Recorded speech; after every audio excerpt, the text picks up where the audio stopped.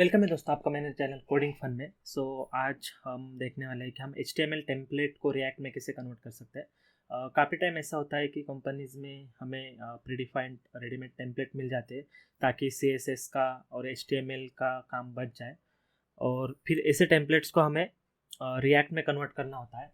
तो आज मैं आपको वही बताऊंगा कि हम कैसे कर सकते हैं। जैसे कि आप स्क्रीन के ऊपर देख सकते हो, यहाँ पे themes.pixelstrap.com का जो भी कंपनी है, तो उनके पास से इस हमारे ऑर्गेनाइजेशन ने ये थीम और टेम्पलेट परचेस किया हुआ है बेसिकली।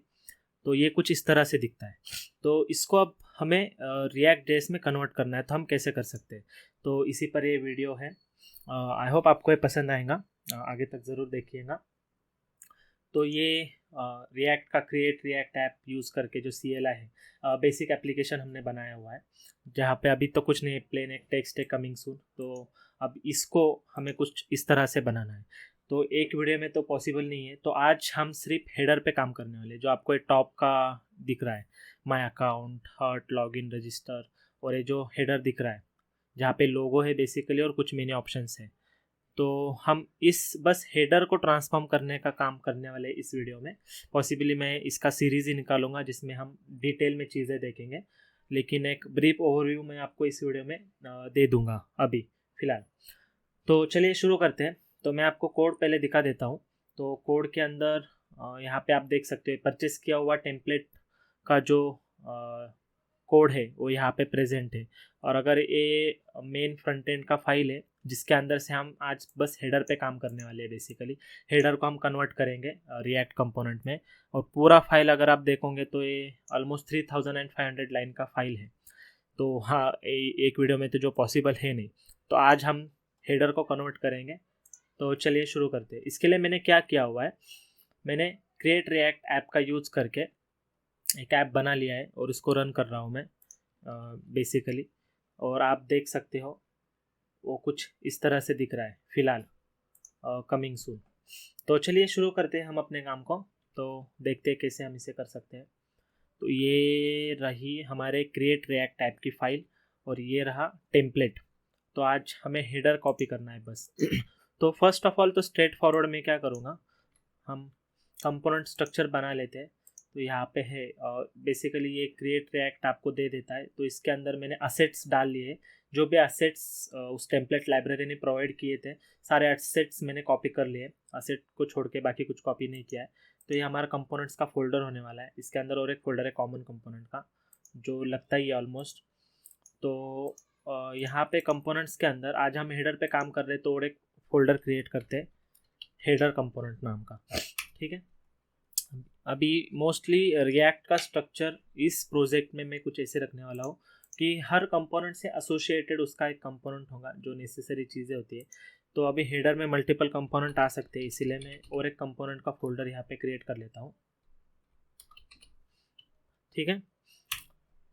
और हेडर के अंदर टेस्ट का फोल्डर क्रिएट करेंगे, क्योंकि हम टेस्ट केस भी लिखेंगे। हालांकि इस वीडियो में वो कवर नहीं होने वाला है, बस मैं फोल्डर क्रिएट करके रखा हूँ। तो यहाँ पे कुछ गड़बड़ हो रही है, लेट मी सी। तो ओपन कंटेनिंग फोल्डर, और यहाँ पे कंपोनेंट्स के अंदर हेडर है। हेडर के अंदर कंपोनेंट्स है, कंपोनेंट, हाँ ओके, ठीक है। हेडर के सारे कंपोनेंट्स, या फिर इतने हरारची की ज़रूरत है नहीं, हम कंपोनेंट्स के अंदर ठीक है लगेंगे, देखते हैं। और ठीक है, टेस्ट फोल्डर को बाहर निकालते हैं क्योंकि कॉमन टेस्ट केसेस हम यहाँ पे लिखेंगे, और ये कंपोनेंट के अंदर हमारा एक्चुअल फाइल होगा। तो सबसे पहले तो हम क्रिएट कर लेते हैं header.js। ठीक है, ये एक फंक्शनल कंपोनेंट होने वाला है। तो react functional component with props, इसको कुछ प्रॉप्स आएंगे। मैं बस प्लगइन यूज़ कर रहा हूँ जो हमें रेडीमेड स्ट्रक्चर दे देते। यहाँ पे हम HTML पुट करेंगे अपना। अभी के लिए कोई प्रॉप्स है नहीं हमारे पास, लेकिन फिर भी रहने देते हैं, कोई इशू नहीं है। अब हम क्या करेंगे, ये जो हेडर का टेम्पलेट है, बेसिकली जो टेम्पलेट हमें मिला है, मैं इसको एज इट इज़ कॉपी कर लूँगा और मैं इसको यहाँ पे रिप्लेस कर दूँगा। अब रिप्लेस करने के बाद आप देख सकते हो कि हमें यहाँ पे कुछ एरर इंडिकेशन मिल रहे हैं। इसको एक्सप्लोरर को मैं बंद कर देता हूँ ताकि अच्छे से दिखाई दे। आई होप आपको फ़ॉन्ट दिख रहा है। मैं थोड़ा सा फ़ॉन्ट या फिर इसको बढ़ा देता हूँ ताकि अच्छे से दिखे। ओके, तो जैसे कि आप यहाँ पे देख सकते हो लेफ्ट साइड में यहाँ पे रेड रेड हमें एरर्स दिख रहे हैं। तो अभी बेसिकली हमें सारे एरर्स रिमूव करने होंगे। तो चलिए देखते हैं कि एरर्स आखिर है क्या। ठीक है, तो यहाँ पे इमेज, जैसे कि आप जानते हो इमेज अभी HTML में क्लोजिंग टैग नहीं होता तो फिर भी चलता है, लेकिन रिएक्ट में ऐसे नहीं चलता है। तो हमें यहाँ पे क्लोजिंग टैग देना है। तो यहाँ पे इस फाइल में जितने भी इमेजेस यूज़ हुए हैं बेसिकली मैं उनको ग्लोबल सर्च नहीं करते हैं, उनको इस फाइल में सर्च करता हूँ और जहाँ कहीं पे मुझे इमेज देखेगा मैं उसको क्लोजिंग टैग दे दूँगा कुछ इस तरह से। ठीक है, पहला होगा यहाँ पे क्लोजिंग टैग इमेज को। थर्ड वन यहाँ पे है। टोटल 8 ऑकरेंसेस हमें मिले इस फाइल में। तो मैं कुछ नहीं, बस सारे इमेज टैग को क्लोजिंग टैग देते जा रहा हूँ। ठीक है, कुछ इस तरह से यहाँ पे। नेक्स्ट कहाँ है, यहाँ पे। ओके, नहीं गलत दे दिया, यहाँ पे है। बस क्लोजिंग टैग ये हटा देते हैं। ठीक है, और आप देख रहे होंगे जैसे जैसे हम क्लोजिंग टैग दे रहे हैं हमारे रेट यहाँ पे जो भी दिख रहा था एरर इंडिकेशन वो कम होते जा रहे हैं। तो ठीक है, कंटिन्यू करते हैं इसको। और लास्ट वन यहाँ पे। ठीक है, तो इमेज को लेकर के मैं इसको थोड़ा सा फॉर्मेट कर लेता हूँ पहले।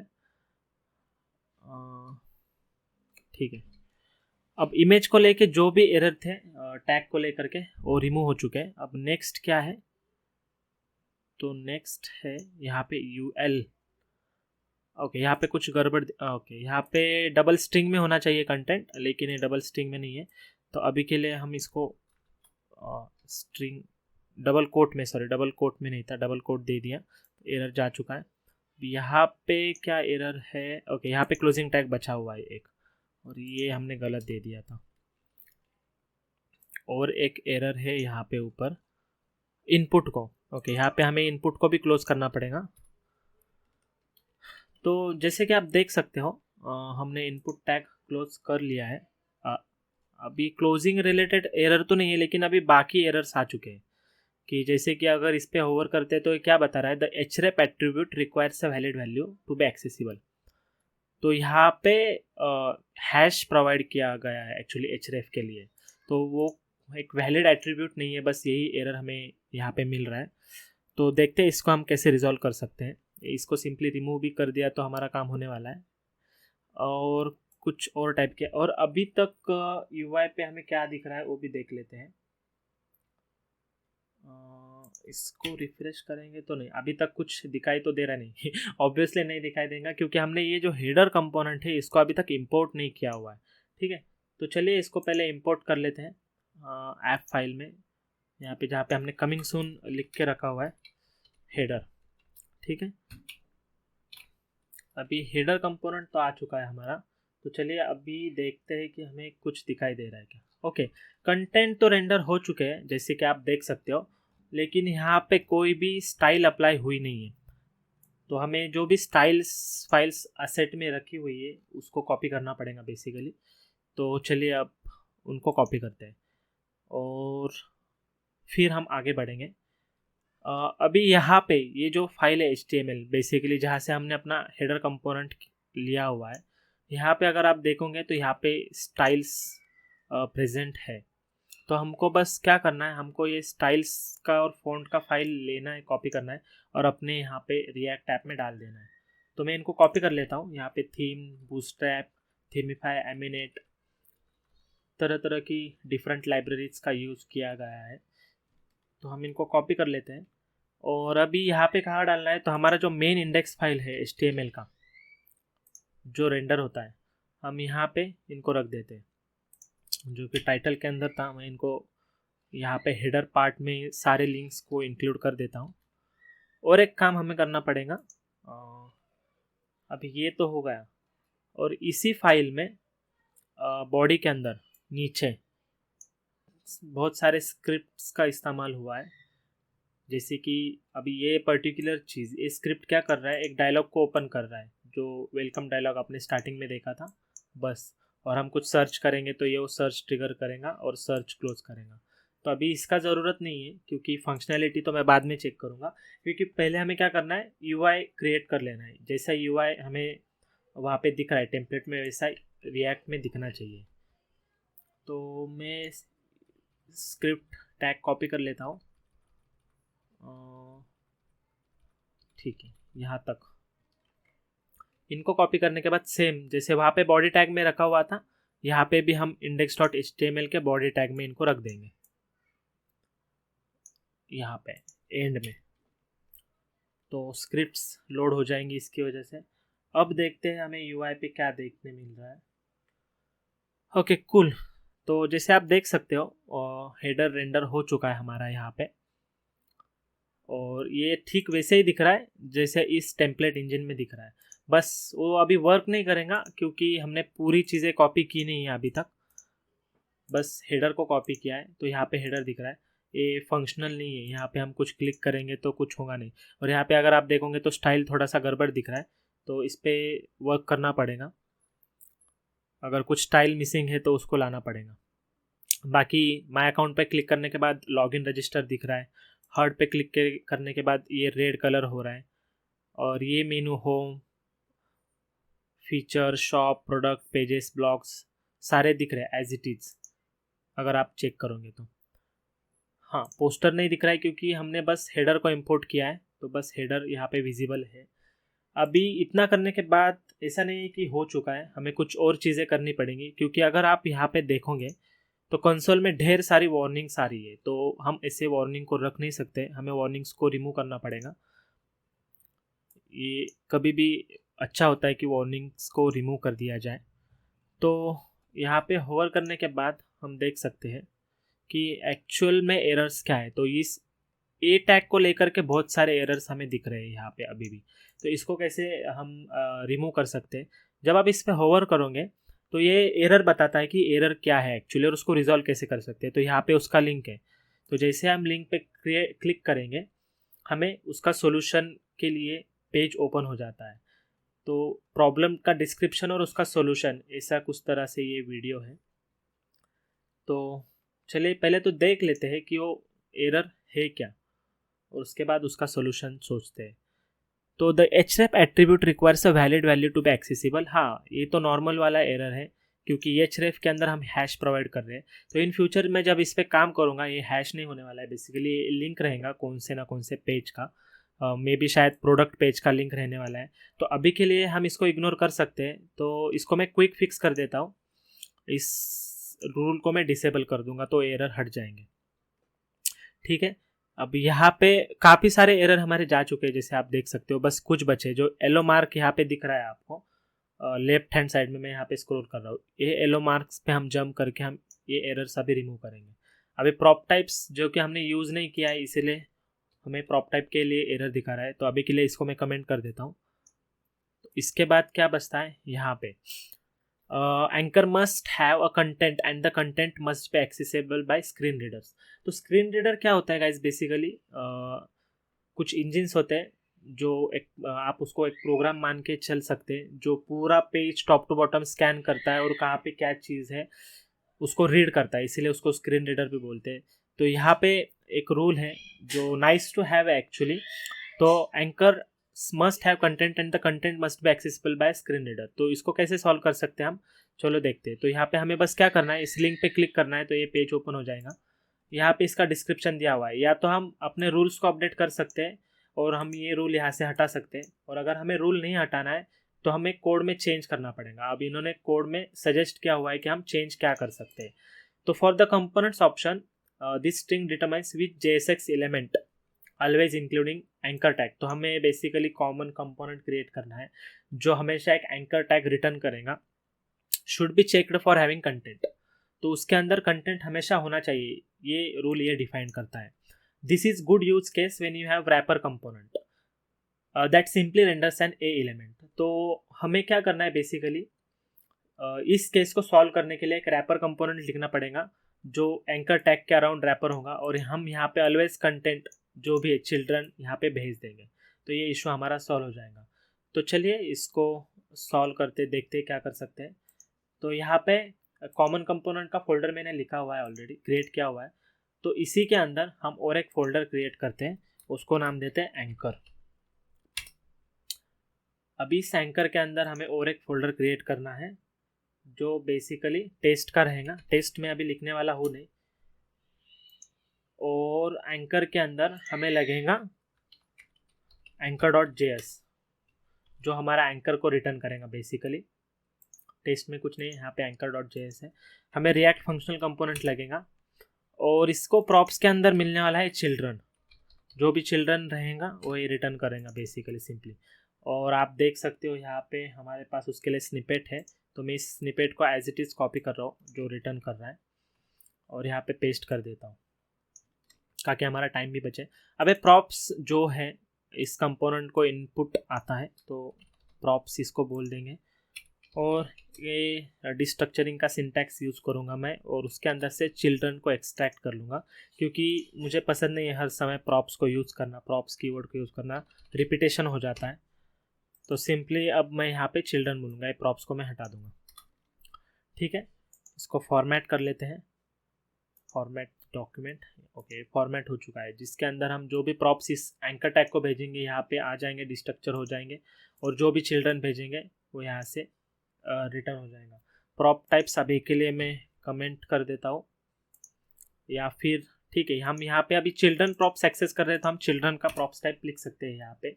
वो कैसे करना है मैं आपको बताता हूँ अभी। तो बेसिकली चिल्ड्रन हमारा प्रॉप है, वो कैसा होना चाहिए, तो चिल्ड्रन को वैलिडेट करने के लिए हम क्या कर सकते हैं, प्रॉप टाइप्स यूज़ करना पड़ेगा हमें। और यहाँ पे वन ऑफ द टाइप का एक फंक्शन है जिसका इनपुट है एरे। अब एरे में हम बता सकते हैं कि हमें क्या क्या लेना है। Prop types dot array of हो सकता है, क्या हो सकता है, एरे ऑफ नोड हो सकता है। तो इस फंक्शन को प्रॉप टाइप्स डॉट नोड हम लिखेंगे यहाँ पे। दूसरी चीज़ क्या लिखनी है, एक तो एरे हो सकता है या तो फिर सिंगल नोड हो सकता है, इसलिए हम यहाँ पे एरे यूज़ कर रहे हैं। तो यहाँ पे बस सिंपली हमें क्या लिखना है, प्रॉप टाइप्स डॉट नोड। या तो सिंगल नोड होगा चिल्ड्रन के अंदर, या तो फिर मल्टीपल नोड्स होंगे। इसके लिए सिंटैक्स ऐसा किया हुआ है। मैं बस रिएक्ट के डॉक्यूमेंटेशन पे चेक करके मैंने यहाँ पे लिखा हुआ है, जो कि सही भी है। अगर आपको कभी भी दिक्कत आती है तो रिएक्ट का डॉक्यूमेंटेशन आप जा कर के देख सकते हो कि प्रॉप टाइप्स वैलिडेशन कैसे हो सकता है या कैसे होता है, स्पेशली चिल्ड्रन के केस में। क्योंकि बहुत टाइम क्या होता है, हम ऑब्जेक्ट करके लिख देते हैं जो कि गलत होता है, तो हमें यहाँ पे प्रॉपर लिखना होता है। तो प्रॉप टाइप्स वैलिडेशन हो चुका है इस फाइल का। अब हमें बस क्या करना है, जहाँ कहीं पे भी एंकर टैग इस फाइल में यूज़ हो रहा है, जैसे कि अभी यहाँ पे हो रहा है, हमें इस एंकर टैग को अपने खुद के एंकर टैग से रिप्लेस करना है या फिर कस्टम कंपोनेंट से रिप्लेस करना है। तो पहले तो मैं यहाँ पे इंपोर्ट कर लेता हूँ एंकर, ऑटो इंपोर्ट हो जाएगा ऊपर, और इसको क्लोजिंग दे देते हैं एंकर को कुछ इस तरह। अब यहाँ पे जो href लिखा हुआ है अभी तो इसका ज़रूरत हमें है नहीं, हम इसको यूज़ नहीं करेंगे। और जो कुछ भी यहाँ पे लिखा हुआ है आई टैग बेसिकली आइकॉन है, वो एज अ चिल्ड्रन हम रेंडर कर रहे हैं इसके ऊपर। और ये href अभी पास भी कर दिया तो एज ए प्रॉप्स वो जाने वाला है वहाँ पे। ठीक है, तो इसके जगह पे अब हम अपना एंकर टैग यहाँ पे रिप्लेस कर देंगे कुछ इस तरह से। आप देख सकते हो कोड के अंदर, इसको मैं हटा देता हूँ और यहाँ पे अपना कस्टम वाला एंकर टैग लिख देता हूँ। ठीक है, जैसे कि आप देख सकते हो अब ये हमें कोई एरर नहीं दे रहा है या फिर कोई वार्निंग नहीं दे रहा है, वार्निंग रिमूव हो चुकी है। अब सेकंड कहाँ पे है, ठीक है यहाँ पे है। तो ये भी सेम ही केस है, यहाँ पे href है। तो हम यहाँ पे ये क्या बोल रहा है, script URL is a form of Eiffel, तो नो स्क्रिप्ट URL। तो इस रूल का मतलब जान लेते हैं हम जा करके क्या होता है, मैं आपको दिखा देता हूँ यहाँ पे। तो डिसअलाउ स्क्रिप्ट URLs, तो हमें बेसिकली रिएक्ट में डायरेक्टली कोई स्क्रिप्ट एग्जीक्यूट नहीं करना है, क्योंकि ये जो स्पेशल href है रूल क्या बता रहा है, using JavaScript URL is considered by some of form of eval code passed in JavaScript URLs has to be passed and evaluated by the browser in the same way that eval is processed. Rule details. Example of incorrect. तो यहाँ पे इन्होंने बताया हुआ है कि ऐसे करना इनकरेक्ट है, हम इसे ऐसे नहीं कर सकते। तो कंपैटिबिलिटी फर्दर रीडिंग के लिए इन्होंने एक URL दिया है, लेकिन हम अभी इसे गो थ्रू नहीं कर सकते। तो मैं सिंपली क्या करूँगा, यहाँ पे आ जाऊँगा और इस href को हटा दूंगा, क्योंकि इसका कुछ काम है नहीं। इसका सोल्यूशन आइडियली ऐसे होना चाहिए कि ये बटन क्लिक पे कुछ कर रहा है, तो हम एंकर टैग को बटन से रिप्लेस करना चाहिए बेसिकली। लेकिन फॉर नाउ मैं अपना जो कॉमन वाला एंकर टैग हमने क्रिएट करा हुआ है उसको यहाँ पे रिप्लेस कर दूंगा और उसको यूज़ करूँगा। इसको चिल्ड्रन होने वाला है, तो एंकर टैग लिखना पड़ेगा, इसको क्लोजिंग देनी पड़ेगी। इसको इस तरह से क्लोज कर दिया। अभी जो ऑन क्लिक ये ओपन नया होने वाला है, जो स्क्रिप्ट हमने इंक्लूड करे थे वही उसी में कहीं पे लिख के रखा हुआ है, तो ये एग्जीक्यूट हो जाएगा। इसको एज इट इज़ लिख देते हैं। और यहाँ पे एग्जीक्यूट नहीं भी हुआ तो इसको रिएक्ट की तरह से हमें लिखना पड़ेगा, वो फाइल मुझे चेक करनी पड़ेगी। लेकिन इस वीडियो में ये टारगेट नहीं है हमारा। इस वीडियो में बस हमें HTML सेम दिखाना है, बस बाकी कुछ करना नहीं है, क्योंकि कोई भी टास्क हमें स्टेप बाय स्टेप करना होता है। तो इस तरह ये एरर चला गया। अभी नेक्स्ट क्या एरर बता रहा है, सेम जो anchor tag must have content और ये स्क्रिप्ट का, तो इसको तो हम हटा देंगे स्क्रिप्ट को फर्स्ट। अभी ऊपर का एंकर टैग में कॉपी कर लेता हूँ एज इट इज़ नीचे, यहाँ पे उसको लिखता हूँ। और ये जो कंटेंट, अभी बेसिकली इसको कोई कंटेंट है नहीं, तो ये बस ये पास हो जाएगा यहाँ से ऑन क्लिक वाला। किसे पास होगा, इस एंकर टैग को हो जाएगा पास। इसका अलग से फंक्शन है और इसको कोई चिल्ड्रन नहीं है, तो हमें इसकी ज़रूरत नहीं है। इसको भी मैं रिमूव करके ऑटो क्लोज सेल्फ क्लोज दे देता हूँ। तो एरर हमारा जा चुका है। अब अगर आप देख सकते हो, तो अभी हमें बस इसको क्लास पास करना था बेसिकली। तो ये क्लास इसको हम पास कर देते हैं यहाँ पे, क्योंकि जो भी प्रॉप्स हम पास करेंगे वो उसको लग जाने वाले हैं ऑटोमेटिकली। ठीक है, इसको डॉक्यूमेंट को फॉर्मेट कर लेते हैं। ठीक है, अभी नेक्स्ट और एक बचा है यहाँ पे। अब यहाँ पे एक्चुअली क्लोजिंग टैग तो दिया हुआ है, लेकिन क्या बोल रहा है, इधर with meaningful text. Okay, alt prop, कोई भी इमेज टैग आप जब देते हो ना, तो उसको अल्ट प्रॉप कंपलसरी देना होता है। तो इस केस में मेन्यू बार का डिस्क्रिप्शन लिख देते हैं हम, मेन्यू बार, क्योंकि जब भी स्क्रीन रीडर इसे रीड करेगा तो ये इमेज का कंटेक्स्ट स्क्रीन रीडर को अल्ट टैग से पता चलता है। बेसिकली अल्ट टैग रीड किया जाता है और ये अच्छा होता है स्क्रीन रीडर के लिए बेसिकली। तो जैसे आप देख सकते हो अभी कंपाइल्ड सक्सेसफुली, और हमारे टर्मिनल पे एक भी वार्निंग नहीं है, सारे वार्निंग्स रिमूव हो चुके हैं। इसके लिए हमने क्या किया, बस जो भी वार्निंग्स हमें आ रहे थे उसको हमने फॉलो किया है वेबसाइट पे, रूल्स के वेबसाइट पे, और वहाँ पे जाके बस फिक्स किया है। ठीक है, तो इसको बंद कर देते हैं बेसिकली, और हम विजिट करते हैं हमारे UI को कि अब वो कैसा दिख रहा है। तो UI में कोई चेंज नहीं है, ये जैसे पहले वर्क कर रहा था अभी भी वैसे वर्क कर रहा है। बस कोई भी क्लिक यहाँ पे वर्क करने वाला है नहीं, क्योंकि इसका फंक्शनैलिटी अभी तक हमने कन्वर्ट किया नहीं है। ठीक है, ठीक है, तो आई होप आपको, हाँ नहीं, अभी हम ख़त्म नहीं कर सकते, और भी चीज़ें करना बाकी है। जैसे कि यहाँ पे ये जो कोड है ये HTML का था, तो इसके अंदर जितने भी क्लास एलिमेंट होने वाले हैं अभी, क्योंकि ये जो क्लास है, तो इसको हमें रिप्लेस करना पड़ेगा क्लास नेम से, क्योंकि यहाँ पे कैमल केस चलता है, तो ये हमें रिप्लेस करना है। तो इसके लिए क्या करना है, सिंपल है, बस इसको कॉपी करो, इसको सर्च करो पूरे फाइल में, 124 ऑकरेंसेस है। आइडियली इसने एरर या वार्निंग देना चाहिए था, लेकिन इसके लिए ESLint हमें इंटीग्रेट करना पड़ता है। जब हम ESLint इंटीग्रेट करेंगे तो ऐसे वार्निंग्स सारे हमें मिल जाएंगे, तो हम वो फिक्स कर सकते हैं। लेकिन अभी के लिए मैं क्लास इक्वल टू को क्लास नेम से रिप्लेस कर दूंगा, class name with equal to, क्योंकि ठीक है, अब हमने इसको रिप्लेस कर दिया तो सारे फाइल में अब क्लास कहीं नहीं है तो हमें क्लास रिलेटेड कोई वार्निंग नहीं मिलेगा। अब इतना ही करने पे ये होता नहीं है गाइज, क्योंकि फिर भी ये काफ़ी सारा रॉ HTML यहाँ पे आप देख सकते हो। और react is all about creating tiny small components, ठीक है। तो यहाँ पे हार्ड कोडेड चीज़ें बहुत सारी अभी भी प्रेजेंट है, लेकिन इस वीडियो को मैं यहीं पे समअप करूँगा। और नेक्स्ट वीडियो में हम ये देखेंगे कि ये जो भी रिपीटेड एलिमेंट्स है हम इनके सेपरेट इंडिविजुअल कंपोनेंट कैसे बना सकते हैं और उनको डायनेमिकली रेंडर कैसे कर सकते हैं, ठीक है। तो आई होप आपको ये वीडियो अच्छा लगा होगा। अगर अच्छा लगा है तो लाइक, शेयर और सब्सक्राइब करना ना भूलिए। कमेंट सेक्शन में आपके कोई भी डाउट हो तो आप कमेंट सेक्शन में पूछ सकते हैं, मैं उनको रिजॉल्व करूँगा। और आज का वीडियो पे हम यहीं पे रुक जाते हैं, मिलते हैं नेक्स्ट वीडियो में। Thank you for watching guys, आपका दिन शुभ रहे।